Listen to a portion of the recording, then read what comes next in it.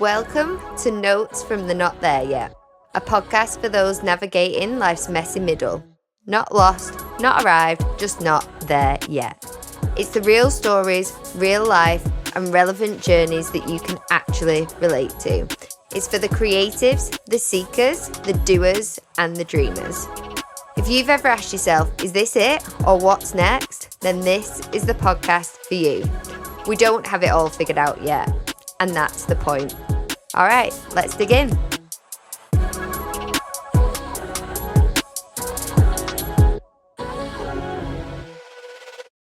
Hello! Today's episode is one that really captures what the Not There Yet project is all about. The power in persistence, the beauty in balance, and the courage to build a life that feels like your own. I'm joined by someone who embodies all of that, Roxy Heapy. By day, Roxy spent nearly 2 decades at Fanatics, a global leader in the sports merchandising industry, where she's helped shape some of the biggest football and sports brands in the world. By night and weekends, she's a sought-after makeup artist known across Manchester for her calm, grounded energy and her ability to make people feel the best versions of themselves, me included. But Roxy's story isn't about overnight success or glossy highlight reels. It's about resilience, growing up fast, finding her own footing, and slowly building a life that balances corporate ambition with creativity and care. It's also about self-worth and learning that your value doesn't come from titles or timelines, but from the quiet confidence of knowing who you are and what you stand for. In this conversation, we talk about what it's like being a woman thriving in a fast-paced, typically male-dominated industry. We talk about how Roxy built her own beauty business from scratch alongside a full-time career.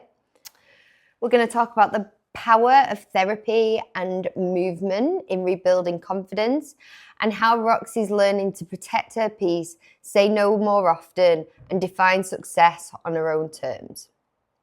This is a conversation about finding calm in the chaos, courage in the climb, and confidence in the not there yet. All right, let's dig in.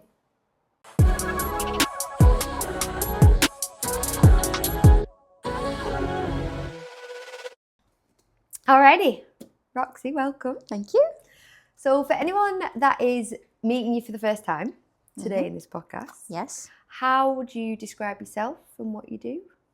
So I have 2 completely different worlds, I would say. I am in the sports merchandise world 9 to 5, and then I have a bridal makeup business on the side. Nice. And kind of taking us back a little bit in terms of your past life and kind of how you've shaped those careers. What do you feel, or that in itself, how have you shaped those careers for yourself? What's influenced it? So childhood-wise, I had to grow up quite quick. I become quite independent, quite young, and I always knew that I wanted to succeed in something. And I feel like I've succeeded in both my full-time job and makeup business. I feel like I could probably do more in both. I should really do one or the other, I'd probably say, because I'm a bit split between both at the minute. But like I've said before, like I feel like if I did makeup full time, my brain would go to mush, even though I absolutely love it. I just don't feel like it's challenging enough. That's why I like the mix of both. Corporate and something nice and creative. So let's start with the corporate side then. So Fanatics, you've worked there now for 18 years. 18 years, which is a long time. Like just even that in itself, like to be able to dedicate yourself for 18 years in one company and one industry actually is a lot. So Fanatics, for anyone that doesn't know, it's sports merchandising. It's one of the like biggest global brands. You work with huge like sports football brands, and you've built your kind of career up in that space. What's it like working in that kind of like global company, especially in like sports, as a woman? What's it like? So it's really fast paced, which is great. And a lot of people do think it is a male-dominated industry. It's not. It's quite okay. mixed. That's good. Yeah, there's a mix of I men, take it back. women. Yeah, and there's some women in the business that are high up, so it's not Good. a really male-dominated industry. And people do think it is because it's sports. Yeah. But it isn't. So yeah. And so, like, what's that kind of journey look like for you within it in terms of like your career progression? So I've always been in the buying department. Yeah. I've always worked on. No, I haven't always worked on football. I've worked on football for probably 90% of my time there. I've moved over to like Formula One, US sports, rugby for 12 months. But I knew I preferred football. Yeah. Yeah, football's where I don't know a lot about football. Yeah. But I know less about Formula One, rugby, golf than I do football. So I'm comfortable in football. So I wanted to go back to that department really. And what do you think then keeps you kind of, like you just said, like you've got this split and part of it's the corporate side. What do you think keeps you stimulated in that space? So it's creating apparel. So it is quite a creative role that I do. Yeah. And makeup's quite creative as well, obviously. It's creating apparel for fans and obviously seeing those fans' reactions when they buy the apparel. It's quite similar to doing someone's makeup really and them looking at themselves in the mirror, if that makes sense. Yeah. And you get to see and that. I get to see that because you get to see fans' feedback on Instagram, all sorts of sites. Everyone writes about feedback. So whether that's good or bad, you still get to see it. So that's a great side of it. Yeah, and especially in the like football world as well, because there's so much passion in it. Oh my God, people care so much about it. Like I mean, I'm personally not a big football person. Do a bit of a flutter on whatchamacallit, fantasy football. Who knows? Do you? Yeah, I do. I'm in a club. I don't even know if you call it clubs. With the boys? Yeah. No, there's like three boys and one girl with me. Amazing. Yeah, we have fun. It's great. I'm actually doing all right. I'm not bottom this year, so that's good. Anyway, sidetrack. But such a like passionate space, and so many people are into it, and like you say, it's such a great way to be able to connect with such a vast audience. It's a massive part of people's lives. Football. Like people have grew up with football from day one to like adult life. So yeah, it is a massive part of, and like going to the games and seeing the fans just like have the best time of their lives is. It's really good to see. Yeah, and rewarding for you to be able to know that you've had and a part seeing of them in the apparel as well. Yeah. I love that. Yeah, I bet. Yeah. So that's one side. Yep. And then we've got your beauty side, your makeup side. So how many years have you done that for now? So I've done that for 11 years. 11 years. Yeah. How did it start? So it started, really, I went to a makeup school to help me get better at makeup because I was terrible at makeup. I couldn't do my own makeup. I still can't. That's why you got me. Yes. And then I started doing friends' makeup, family makeup, and it just evolved from there, really. Yeah. I set up an Instagram page, I set up a Facebook page. Didn't really do a lot with either for quite a while. I'd post the odd thing on there, but back then, social media wasn't really a big driver for business. So it's probably only really evolved on the likes of Facebook and Instagram probably over the past 5 years, I'd say. But yeah, I mainly do bridal makeup these days, which is just amazing to be a part of someone's big day. Yeah. So nice. How very emotional. Yeah. Yeah. It's just nice that they've picked you to be a part of one of the biggest days of their life, and the mornings are just so lovely. Yeah. So happy and rewarding. Yeah, so rewarding, yeah. What do you think then, kind of going back to the corporate versus the makeup side, and you saying like you couldn't do one or the other, do you think that'll continue? Like, do you think you'd ever I honestly do not know. I get asked this question probably 5 times a week. Yeah, really? Honestly, so many people ask me the same question, and I honestly don't know the answer to it. Yeah. If maybe I was made redundant from Fanatics, I would probably put more into makeup. But I'm not sure. I don't know. I do love the buzz of the corporate world. Yeah. I do love the happiness that makeup brings to people. I don't know, it's hard. I don't know the answer to that question. What do you feel like the challenges have been for you in building, like building kind of both sides of what you've done in terms of your corporate career? Do you mean like juggling both? Yeah. So how do you manage it? Yeah, so I've got better at managing it. Definitely got better at managing it. When I first started, got it affected because I was working. I'd finish work on a Friday, finish the corporate world on a Friday night. I'd go straight doing makeup. Friday night, all day Saturday, all day Sunday. Affected relationships, friendships, because I just wasn't making the time for anyone other than work. Yeah. I've got a lot better at saying no to people these days, and that's only come from building a bigger business and being known out there. Yeah. Back then, when you first start a business, you've got to say yes to everyone, otherwise you won't get work. Does that make sense? Yeah, definitely. But yeah, I've just got better at balancing my own life with work. I just set boundaries. Some days, some weeks, I will have the whole week off doing makeup. I do feel a bit lost when I don't do it. Yeah, what if you have too long when you're not doing your makeup side? Yeah, I feel lost if I'm not working over the weekend. I'm just a bit like, oh God. What do I do with Where this time? am I supposed to be? Yeah. But yeah, I do try to take off a little bit of time just to see friends and my relationship. Important to do that. Yeah. Yeah. What would your tips be to someone who's potentially kind of looking to start a side job or looking, be it in beauty or anything, based on kind of what you've experienced? And I guess especially now, you know, versus like when you started. It's very different world. It's so different. So like I said back then, I'd say yes to every single job. Yeah. You have to go through that process, I think, to then be able to say no, which is not easy. Like these days, I could take every job and work 7 days a week still. Yeah.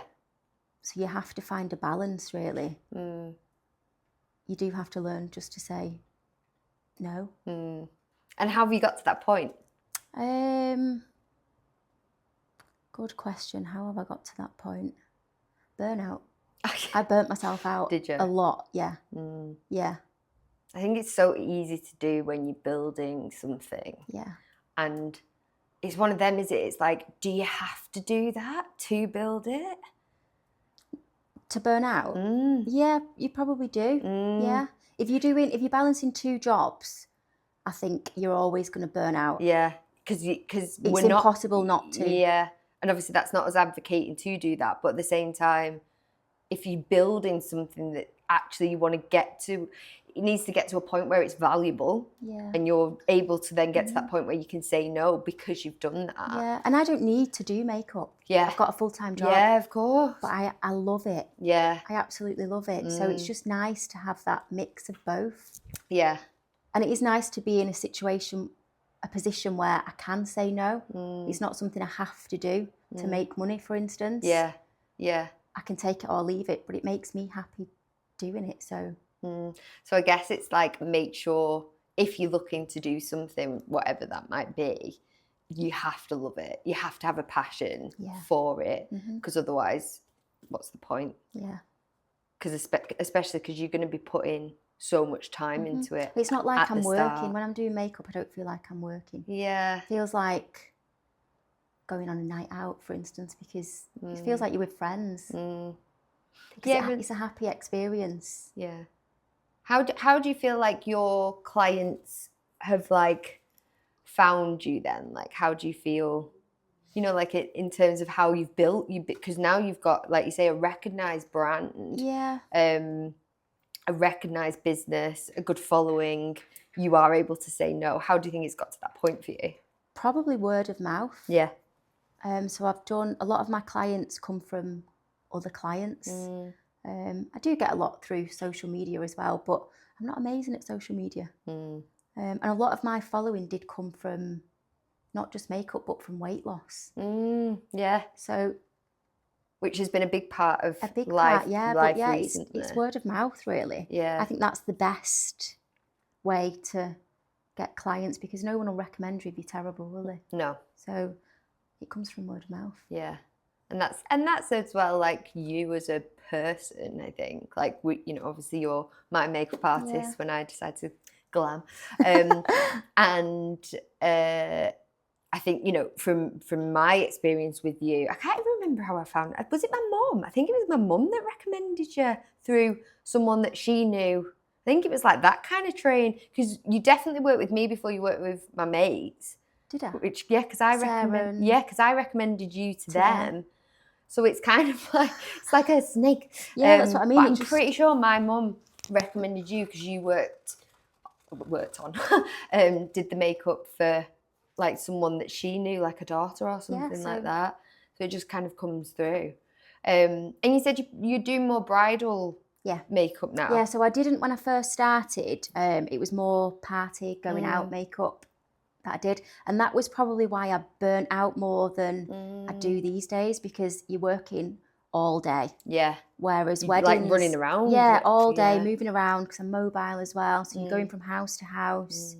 Whereas bridal, I only do one wedding a day. And it's finished early. Yeah. So yeah, because obviously at one wedding you could be doing 8 people. 8 people, yeah, true. Rather than running around to 8 different people's houses. Yeah. Nice. So in terms of like confidence in yourself, like you're saying, like you've been able to kind of say no now. One of the things that we touched on before is kind of pricing yourself confidently and kind of knowing and understanding your worth and your value. What's been the journey for you in that? Like, how pricing's a tough one, so I still don't think that I've cracked pricing. Okay. And I don't think I've cracked pricing because it's not my full-time job. Yeah. So I don't have, other than makeup products, I don't have an overhead. So I don't see myself as, what's the word? I don't know what the word is I'm looking. I don't have a studio, for instance. So I don't have that cost to cover. Yeah. So I am probably cheaper than some, but not all. Yeah, it's a tough conversation to have pricing, because there's people out there charging double what I charge, if not more. But it's their full-time role, and they probably offer not a better service as such, but they probably can answer questions quicker than I can answer questions. And well, because it's their full-time role as well. Yeah, like, exactly. Because, it's hard to say better service, because I don't think I offer a bad service, but it probably takes me longer to respond to a bride. It does someone that does it full-time. Do you set those expectations, though, early on with your clients? Yeah. And I guess that's part and parcel of what you're pricing yourself off as well. Yeah, that's what I mean. Yeah, it's a really tough one, pricing. Something that I'm forever evaluating. But I guess for you, it's the balance of, again, it's like what you've got your full-time career there as that stabilizer, if you will, and you've built this business around a passion, so you kind of almost want to be fair. Yeah, it's a hobby. Like, it feels like a hobby, not a job. Yeah. If that makes sense. Yeah. So charging someone for a hobby. Does it still feel a bit weird? It still feels a little bit weird, yeah. And even though you've built such a good reputation and you're so successful within that space. Yeah, and so I've got a lot of clients that have been with me from day one, so 11 years. And having to increase my prices for them, it kills me. Yeah. But you've got to, I've got to, because the price of makeup's gone up, the price of everything has gone up, but I still feel really bad doing that. I have done it, obviously, over the years, but probably not to the level that I should have done. Yeah. But because it's a hobby, but not. It is a hobby, but it's a business. But it's a tough one. Yeah, but I think, like you say, you've got it in a good spot, because you're able to pick and choose when you put the time in, pick and choose your price. And choose that as your life, essentially, as well. And you're in control of that time. Yeah. It's nice. So just to talk a bit more about, I guess, your kind of growth and personal development, one of the kind of areas that you really advocate is like within mental health and kind of getting support in that space. Mm-hmm. What kind of role has therapy like played for you? It probably changed my life, therapy. And I wish, so I went for therapy probably, it was probably 4 years ago. And after going to therapy, I realised I should have gone to therapy a lot sooner. But therapy is a weird one, isn't it? People used to look at it as you're failing. Yeah. If you're going to therapy, you're failing at life. But I look at it as the total opposite these days. Like, I feel like everyone should go to therapy at some point in their life, because we all struggle. We all have challenges. We all go through hard times. And I think just speaking to someone that you don't know, really, that outside. Oh my God, yeah, it really benefits. Well, it benefited me and changed my life. So it helped me understand how and why I acted the way I act sometimes. Just going back to so when I had therapy, we went right back to childhood, for instance, and I have things that I hadn't dealt with from childhood that I dealt with 3 or 4 years ago, which if I would have dealt with when I was younger, like, who would I have been? Yeah, and it's like, I mean, obviously you're not old in any way, shape or form, but like it's never too late to go to therapy, and it's never too late to start challenging yourself. And don't see it as a failure, I would say, because a lot of people see it as you're failing in life if you need therapy. And I think it's the word therapy that people think, oh my God. Like negative connotations. Yeah. Even today, when mental health is more talked about probably now than ever, you probably do still have that like, oh, are they okay? Or yeah, I mean, I will probably go to therapy again at some point in my life.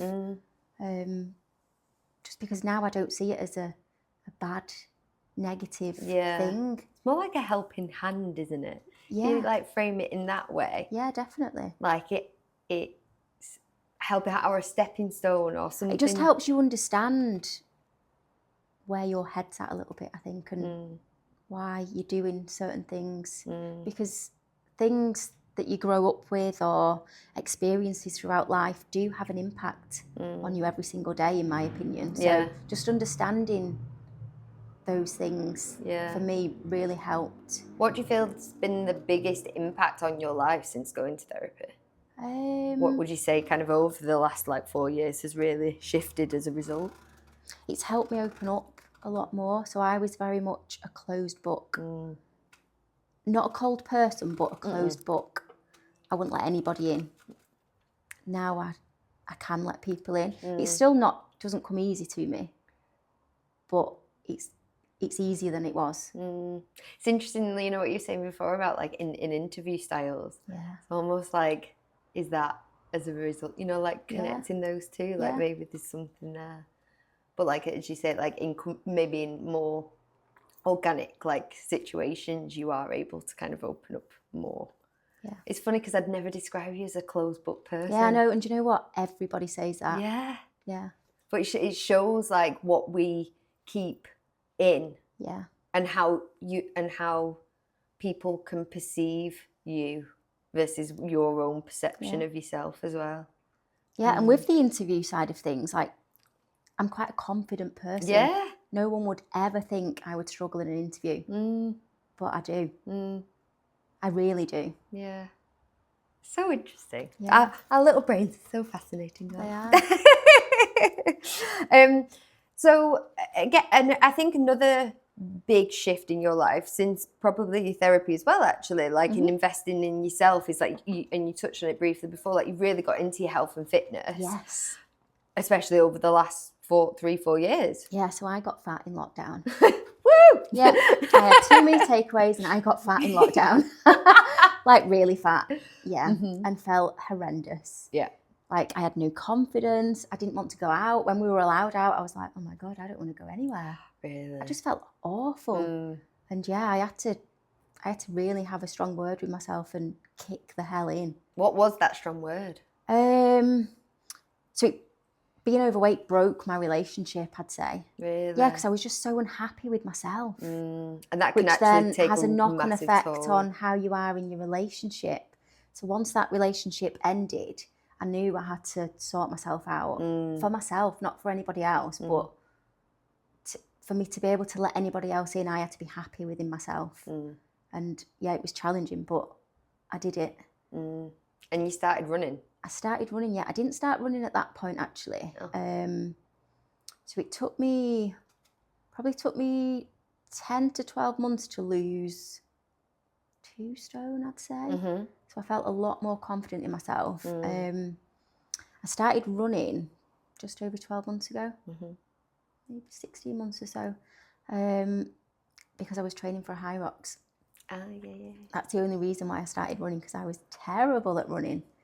I remember trying to run throughout lockdown. I did couch to 5K. Yeah. Oh my God. That's what I started on. Oh my God. Yeah.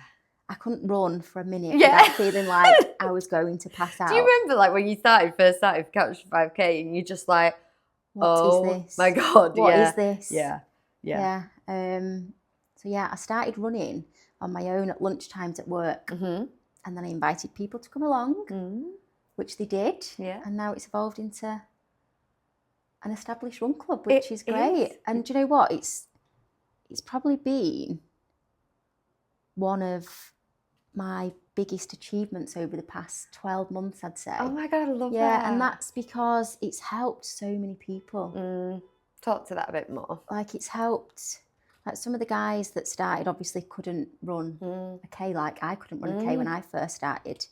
Now they're running marathons for fun. Yeah. And they've lost loads of weight. And losing weight brings out confidence. Oh yeah. Like some of these people are like so much more confident than they once were, which has helped them get on in life more than like at work. Yeah.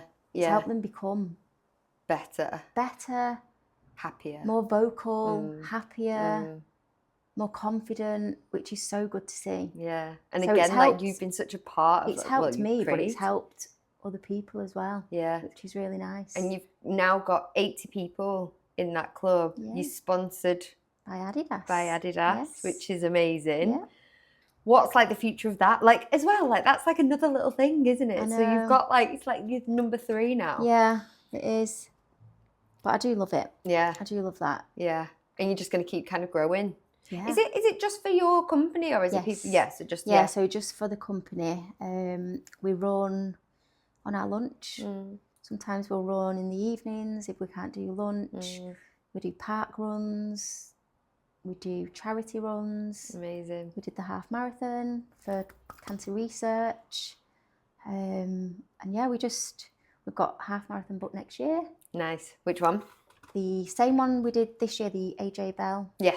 May one. So we're all going to take that on and hopefully beat all our times. Amazing. Yeah. Such a great thing to be able to do, and like you say, like an achievement not only for yourself but to kind of bring people together. Thinking back to lockdown when I first started, when I tried to run, to completing a half marathon, mental. Yeah.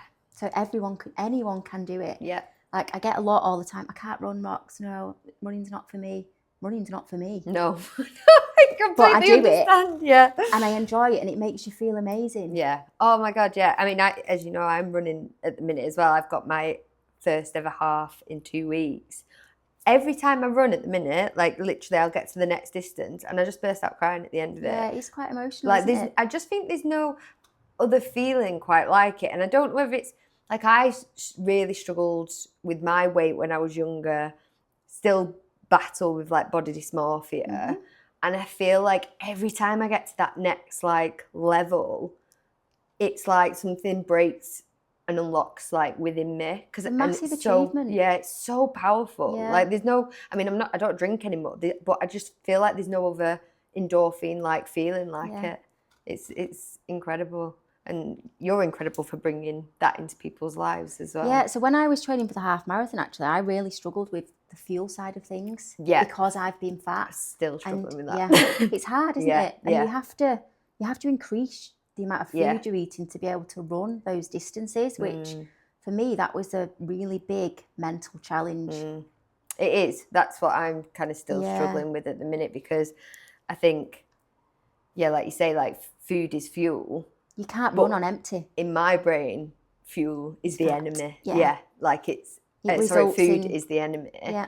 And like almost torment myself because of it, but you need it. Like food is good for you. Food is fuel. Yeah. You can't, run that distance. You can't fuel your body if you're training for something else without it. Yeah. And it's definitely not the enemy. Like you've got to eat. I don't know whether you've tried to run on empty. It's versus you can't do it. running on fuel. Yeah. The difference is insane. Yeah.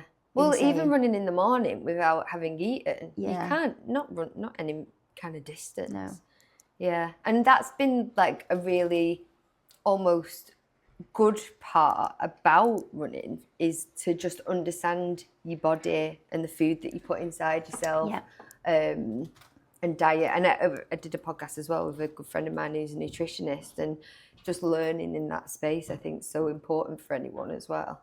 Yeah, I still have a constant battle with food. Yeah. Like a constant battle. And like you say, like I view myself as probably fatter than I am because I've been fat. And you sort of, I struggle to see myself as smaller than I once was. Yeah. Like that body dysmorphia side of things is huge. Oh, yeah. I call it a little gremlin. It's horrible. It's horrible.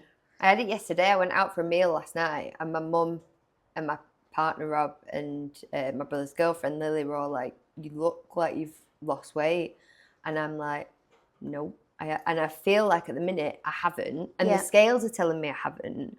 But obviously it's because I'm running and putting muscle on. Yeah. But I'm also so conscious about the food that I'm intaking. Yeah. So everything in my head's going, "No, you're bigger, you're bigger." Yeah. And the reality is I'm not. Yeah. I'm fitter than I've ever been in my life. And yet the gremlin, the little devil, the pain on my ass, is just there all the time. All the time. And I know it won't go. I know it will never go, because it's been there since I was a kid. Yeah. And it's horrible. Horrible. And it's hard. Yeah. But we're amazing. But we are You have amazing. to remember. Yes. You can run a half marathon. I will be doing soon. Yeah. And you can already. So we're talking a bit about this space anyway, but like, what does kind of like self-care, self-investment, what does that look like to you, especially because you're so busy doing, full-time career? Yeah, I am. Part-time business, I am really and busy. you running. Yeah, fitness is my go-to. Yeah, if I don't do some sort of workout 3 or 4 times a week, I don't feel myself. And also alone time. I quite like alone time. Yeah, just having that space. Just having that yourself. space, that head space, just doing what I want to do. And even if that's just a couple of hours out of the week, I need that for my own sanity. Do you almost force that into your schedule and make sure that you have that time? Yeah, 100%. But you just have to make time for the things that you enjoy and the things that make you feel good. Do you feel that's something, again, that you've learned more recently? 100%, yeah. Something you get better at throughout life, I think. I was never really good at knowing what I enjoyed doing and what made me happy. It just comes with, I suppose, getting older. And Yeah.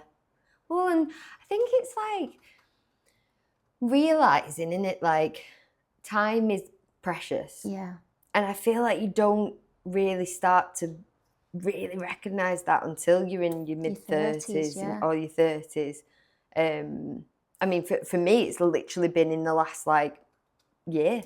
Really? Yeah. Do you think that's because of the stopping alcohol? Massive. Yeah.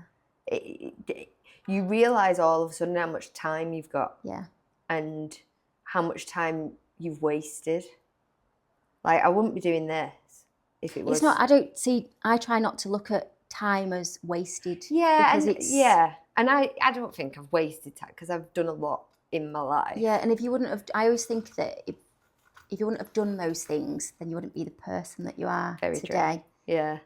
That's how I look at things, I think. Yeah. So it's not wasted time as such. You probably could have used that time differently and better, maybe, but differently. But time just, it's who you are. Yeah. Like, it's And like you say, it's like like really sitting down and thinking about what are the things that make you happy. Yeah. What are the things that bring you joy? If that's 2 hours on your own, that's all right. Yeah. Enjoy it. Yeah. And quite a lot of people don't like being on their own. Yeah. I love it. Yeah. I think I've that's been a thing that I've started to recognise more in myself. You enjoy. Yeah, at times, just like, whereas before I couldn't be on my own. I'd be on the phone. If I was on my own, I'd be on the phone. And I think there's something in that, in learning just to be. I always think it's when your life's fulfilled. Yeah. That's when you're happy, spending time on your own.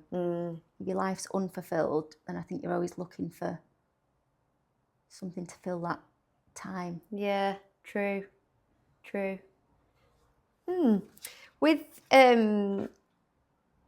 With kind of you then personally, I mean, we're kind of touching on this now in terms of like your success, because you are extremely successful in all your different capacities.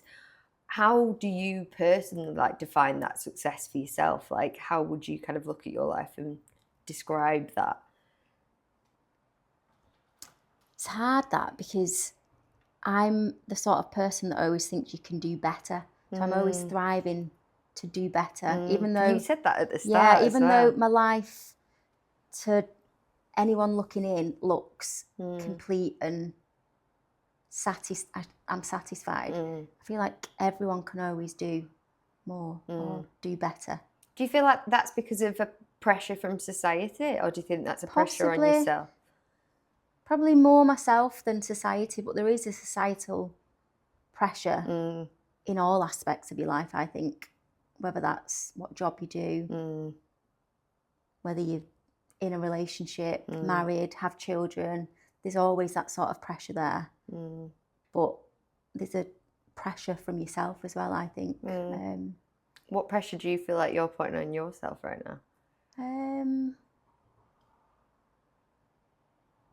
In terms of work, in terms of like full-time work, I want a promotion. And I went for a promotion. I didn't get the promotion because I interviewed terribly. Oh, yes. So annoying! Yeah, I interviewed terribly. So that's, I need to work on that a lot. Because the promotion's a job. I already do the job. Right. But it's a title change. So for me, I'm thriving for that. Yeah. And it's not necessarily better because it's what I do, but for anyone looking in, I suppose, titles mean a big thing, don't they, to people looking in? Yeah, it's interesting that, because it's kind of, I've always been one that said that titles don't matter. It's what you do.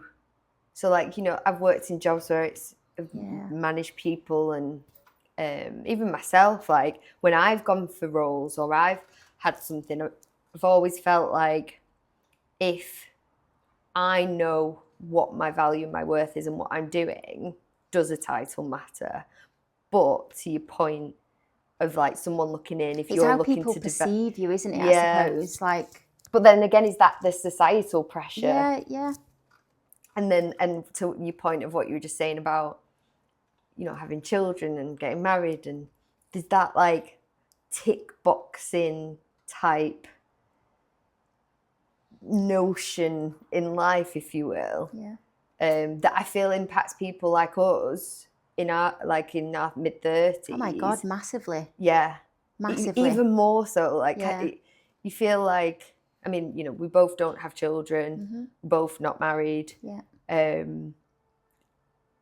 And there's a pressure there. Oh my God, massive pressure. I do think about that every day as well. I try not to live by societal tick boxes. Yeah.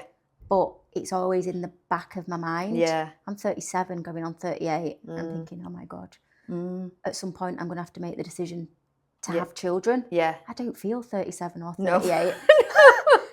I'm thinking, has my parents got my age wrong? Pretty sure I'm 23 Was I born in still. 88? Yeah, I don't feel that age. No. So for me to... It's really hard, isn't it? Oh my God, yeah. When you're like, you battling with how you feel mentally. And your body. And your bloody clock. Clock, yeah, the clock. Yeah, so it's... Yeah, I struggle with that one. Yeah. And I'm struggling with it more than ever now. Yeah.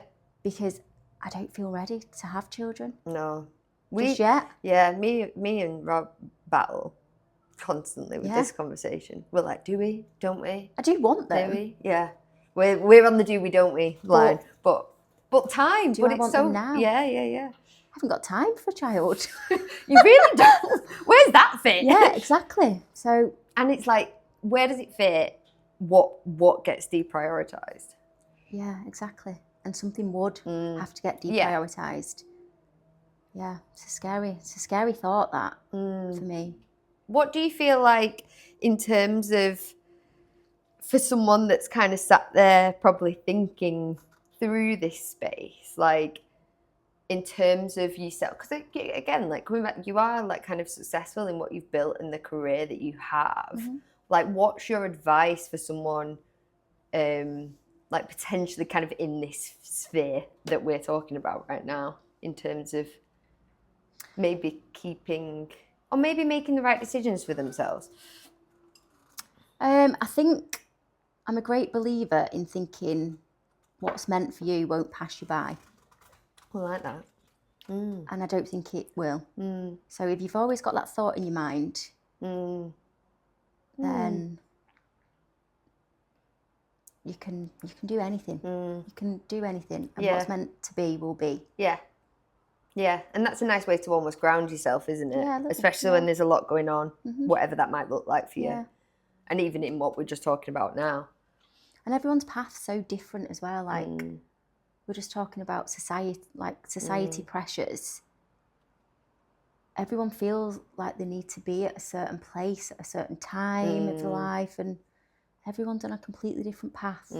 I sometimes compare myself to my friends who are the same age, if not a little bit older, but we're on completely different paths, so you shouldn't compare yourselves. Yeah. But I do find myself doing it sometimes. I think it's hard not to as well, with like social media and everything that's going on as well. Like, yeah, social media is a mental thing at the minute, because no one posts everything. You only post about the good things. Well, most people do anyway. Yeah. You get the odd few that post the reality of life, but like my social media is full of weddings and happy relationships and love. That's part of your business. Yeah, which is lovely, Yeah. but that's not everyone's life. No.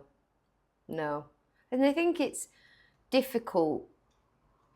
It's so difficult not to compare yourself these days. And this is like part of what I like with the Not There Yet project, is like what I want to try, well, what I will portray, hopefully, is the reality around people's lives and like the acceptance of like it's okay not to be there yet, not to have it all together. And where are we supposed to be? What is be? Yeah.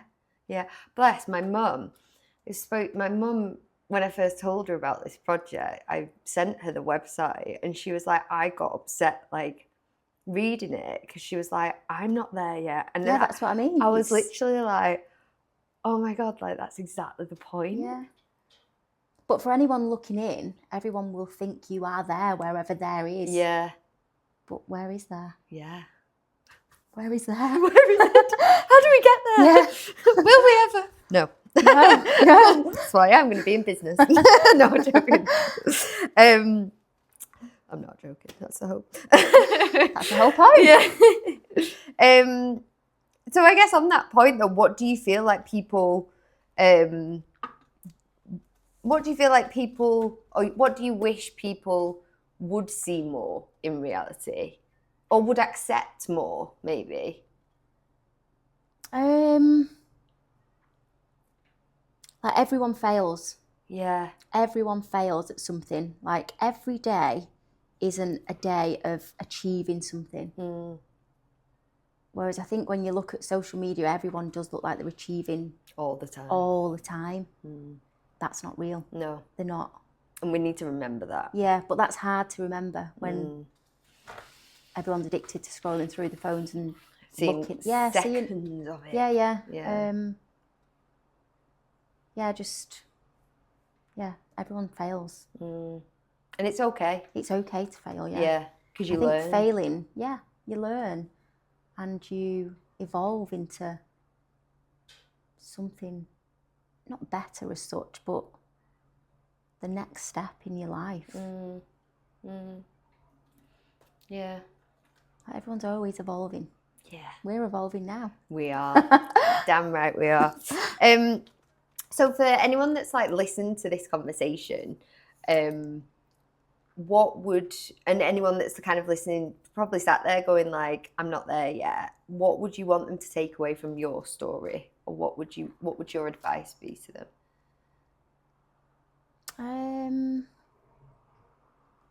Just always give everything your all. And your all might sometimes feel like not enough, but it is enough. If your all is all you can give, then it's enough. Love that. Makes sense? Yeah. Yeah, it does. Everyone has a different version of all. Yeah. Yeah. I mean, one of the things that I always say was the start of this whole thing is like it's like to be satisfied. And I feel like it's on a similar thread, is almost like, I don't know if I'll ever feel fully satisfied, but if I can sit there and give my all to something, then that's... You should feel internally satisfied that you're giving your all, but who feels satisfied? Do you feel satisfied? Nope. Do I feel satisfied? Nope. Well, we haven't Who been does? satisfied. Yeah, that's what I mean. It's I hope what is being satisfied? Yeah, but I hope, and this is the goal, isn't it, for me anyway, it's like, hope that when I'm 80, 90, looking back and I can go, you know what, I actually did do some good there. Yeah. Yeah. I think being satisfied, if you compare it to running. Oh, yeah. Like, you're always striving to be better and you're never satisfied. Yeah. Like, you can go out and probably run 5K quicker than you've ever ran 5K. But then you'll want to keep going. Yeah. You're always striving for a quicker time. So there's no one's ever satisfied with what they've got because you're always striving to be better. Just got to keep putting one foot in. Keep going. Yeah. The other, as good old Jamie Lang says. I'm obsessed with Jamie Lang at the minute. Quick fire round then. You ready? Yeah, go. I start being quick and then they end up not being quick. What is one daily ritual that keeps you centered? Music. Music. Listening to music. Yeah. Big music fan. I love music. That's actually one of my songs. What's a song that boosts your mood? Probably anything by Angie Stone.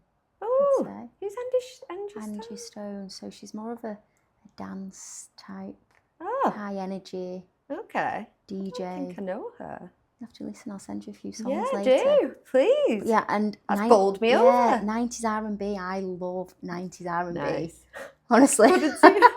Yeah, I do. Which is your favourite 90s R&B? Oh God. Which is my favourite 90s R&B? I don't even. Do you know what? I'd sit here and not even know. Bring it back. The names of them, but I just love. Put them on. You know every lyric. Yeah. I love that. Yeah. What's the best career or life advice you've ever received? Be yourself. Don't be afraid to be yourself and have a voice. Love that. Yeah. And you are that. You are so yourself. What's one small joy you couldn't live without? A cup of tea in the morning, I'd say. You know what? You're the second person to say that today. I'd say either a cup of tea in the morning or doing my makeup in the morning. If I don't do my makeup, I don't feel put together. It's like not complete. No, I feel tired if I don't do my makeup. Do you do it every Okay. Yeah. Is there anything bad for yourself if you do your makeup every day, if you've got the right makeup and skincare? Don't think so. I hope not. Interesting. That's actually one question I've not asked. What's your top makeup tip? Oh, God. Top makeup tip. That's a tough one because everyone is so different. Oh, there you go. That is Said by a true makeup artist. Everyone's skin texture is so different. So that is a tough one to answer. Okay. Fair. Yeah. That's why you should go to Roxy to have your makeup done. She will tell you. On an individual basis. Yes. I support. If you could have a coffee with anyone, living or gone, who would it be? Probably my dad. I'd be interested to hear his opinion on the way I've turned out. So I lost my dad when I was 10, obviously, so he's not here. So yeah, probably my dad. Yeah, that'd be a nice conversation. He would be very proud of you. Thank you. Right, lastly. Yeah, let's go. Finish the sentence. Right now, I'm not there yet, but I'm working on. Trusting the process and knowing you don't need all the answers straight away. Oh, love that. Yeah. Yes. Yes, so important. Because I think that coming back to the pressure point, there is so much that you like want to know the answers. Yeah. And you just... We don't have the answers. Yeah, you don't know what's coming around the corner. No. Be in the moment. So yeah, trust the process. Trust the process. We're all in a process. Yes, we are. Thank you. You're welcome. Roxy, Thank it's you. always... I always love talking to you. You always calm me and you're just a joy to be around. So thank you so much for coming in today. If anyone wants to find you, where did they find you? In terms of social media, Yeah. you mean? Well, business. Like, business. Where can they find you if they want to? Instagram is my main. Yeah. What's your handle? Roxy's Makeup. I'll make sure I add it. Link at the bottom. I think it might have An underscore in there somewhere. Yeah. I don't know it off the top of my head. That's really embarrassing. I'll make sure I add it though. It's Yeah. fine. Yeah. And I'll tag you and everything. Okay. It's fine. Thank you. Thank you. Done. Oh, that was great. Thank you for listening to this episode of Notes from the Not There Yet podcast. If you like this episode, please give us a follow or a subscribe. It means the world. You can also check out the website notthereyetproject.co.uk or follow us on all your major channels at Not There Yet Project. All right, we'll see you soon.